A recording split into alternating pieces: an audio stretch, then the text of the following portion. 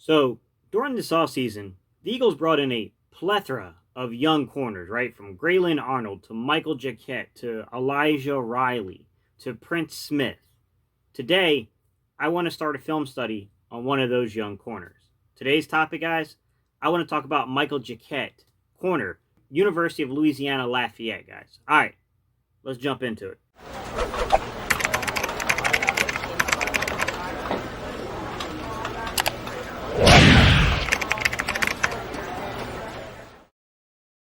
What's up, Eagles Nation? What's going on, NFL world? How you doing, division rivals? This is Stephen Hyder with Gate City Sports Channel, the sports channel where the cerebral NFL fan comes for about 10 minutes of daily content. Good morning, good afternoon, or good evening, whenever it is you get around to watching us. Once again, guys, my name is Stephen Hyder, and this is Gate City Sports Channel.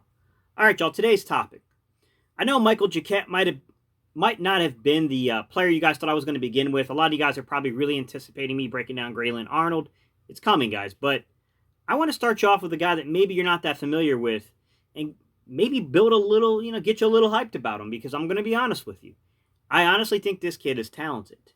His name is Michael Jacquet. He's a bigger corner, guys. He came out of the University of Louisiana Lafayette. He goes about 6'1"-ish, somewhere in that area, guys. He's about 200 pounds. He's got a very much a Malcolm Jenkins-like build to him. I'm not calling him Malcolm Jenkins, guys. Please don't confuse that. But nonetheless, this is a very physical corner. This is a corner that, although when I watched the two games, they did not throw the ball at him, to be quite honest. So I broke down film studies, guys, on, basically the games against App State in the Sun Belt Conference Championship game.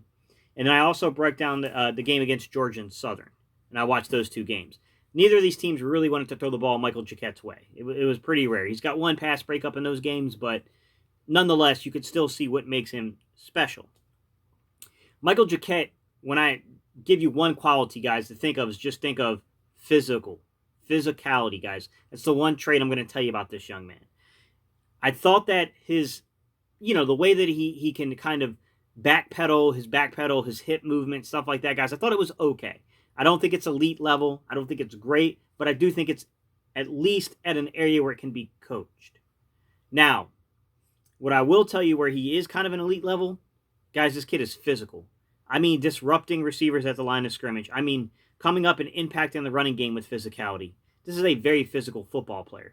And he's also versatile. I mean, using him from being an outside corner to being a nickel corner to being a safety.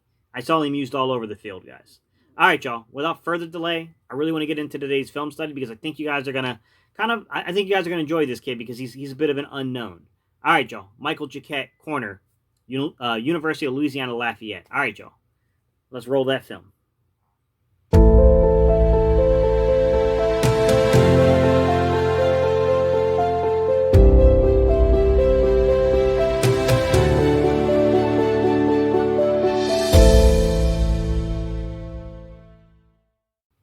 Ladies and gentlemen, so the first thing I want to show you about Michael Jacquet is the versatility aspect that I was talking about.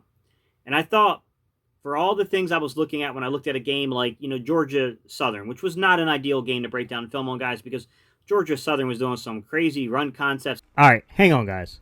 Before I run this film, can we just talk about how odd this is? I had to double check myself. I thought I might have had a little too much to drink when I first watched this film. I've heard of the I formation, but boy, I had to check to make sure they weren't wearing leather helmets and it wasn't 1955. Very unique, very strange. Found this throughout the game. Going to keep it on the option, and boy, does he look smooth running that. There's just not a passing team. There's just not a lot of reps to watch this guy in pass coverage on.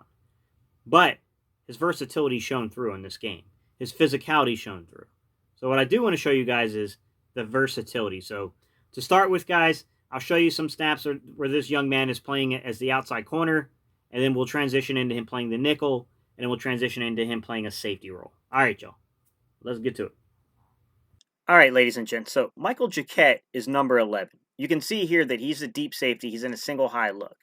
The University of Louisiana Lafayette comes out in what looks like to me either a 43 with a joker concept at the rush end position inside of a cover 3, or it's a 34 base inside of a cover 3. You might ask, Gate, why do you call it a cover 3?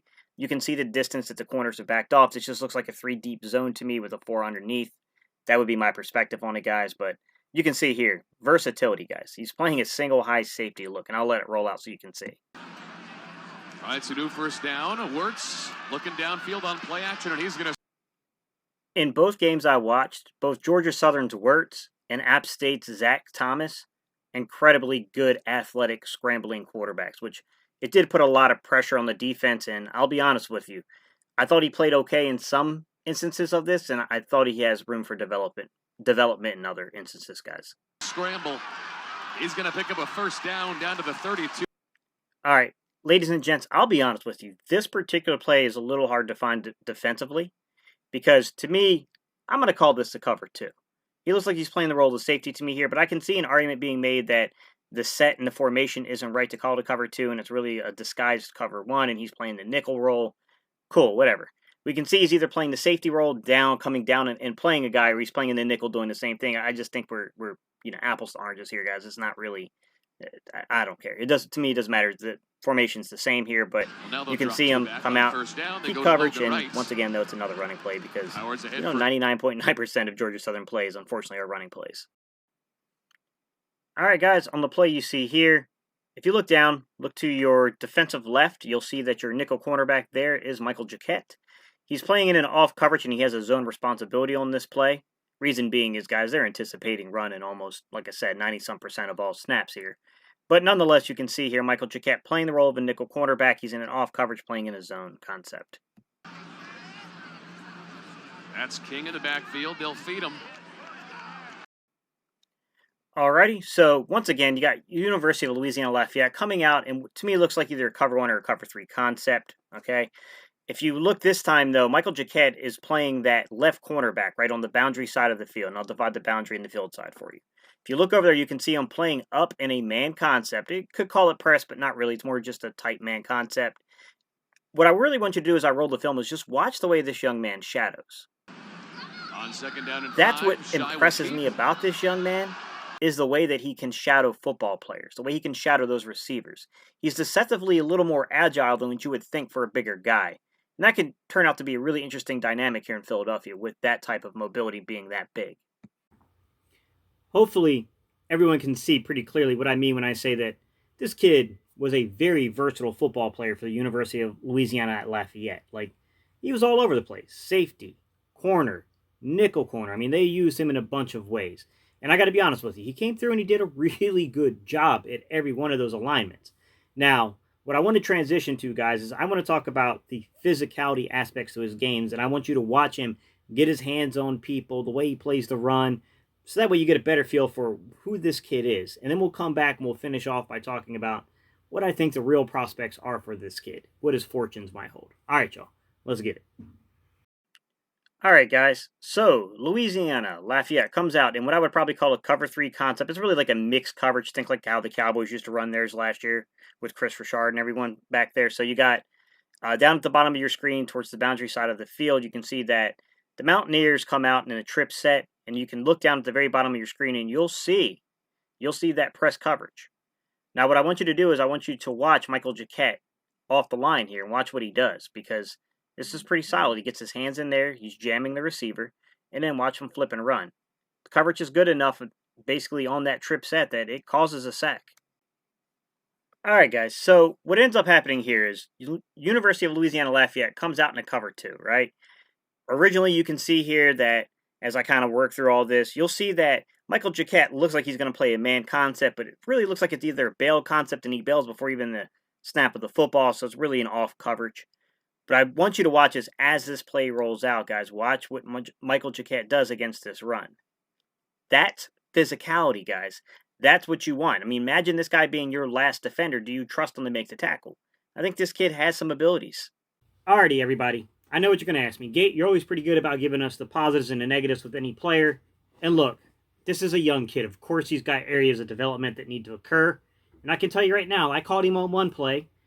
And mind you, I didn't get to see him play too many, passing downs because of the style of offense in the Sun Belt. But there was one play, and it's running behind me a little bit here, guys, and you can see it as I stop and pause it and explain, where, to me, it's hard to tell because of camera angles. This is what I don't like about having all 22 angles in college. Like, it's hard to find them. Sometimes you get them on the bigger players, but not necessarily the smaller schools. But he had a tendency sometimes to get his hips wrong. So one of the things that really makes a corner or a wide receiver really good, right, is being able to have good footwork and really agile and nimble hips, right, to get in and out of breaks, things like that. You can see on this play here, he got caught. He got caught. It looks like to me is that gateway got opened a little too much and he couldn't quite get back around. He does a pretty good job in the end of circling his way back and getting to the receiver, but nonetheless, it's not an ideal situation. One last criticism I'll give him, guys, before I kind of weigh in overall what I think his prospects are. This is what I'll say. Sometimes, when it came to the run game, I thought he can get over caught up on covering his man, that he wasn't paying attention to necessarily the progression of the play. In some cases, he got boxed in on the sideline because he wasn't paying any mind what was going on, such as the play running behind me. You can't, you got to be careful. You cannot get caught like that.